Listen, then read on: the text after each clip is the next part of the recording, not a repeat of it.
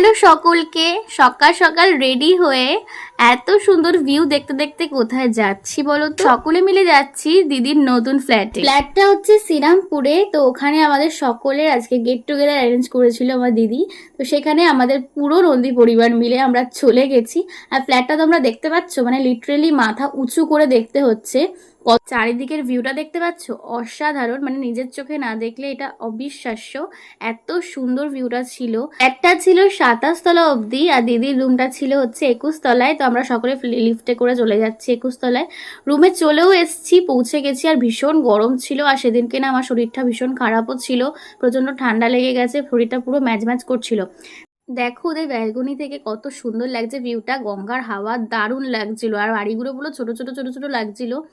আর এখানে আমরা এসে একটুখানি গলাটা ভিজিয়ে নিচ্ছিলাম ঠান্ডা ঠান্ডা দিয়ে, তারপরে চলে যাচ্ছিলাম ফটো শ্যুট করতে। তো আমরা সকলে মিলে, বাড়ির পরিবার সকলে মিলে ফটো তুলে নিচ্ছিলাম।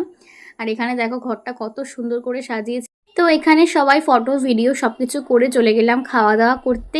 খাওয়া দাওয়ার পরে আমাদের নন্দী পরিবার এক জায়গায় হবে আর হল্লা হবে না, এটা তো হতেই পারে না। তো খাওয়া দাওয়া করার পর এখানে দেখো চড়ুই পাখির মতো ক্যাচাকেচি হচ্ছে, গান বাজনা হয়েছে, নাচানাচি হয়েছে, সবকিছু ভিডিওতে আমি নিতে পারিনি।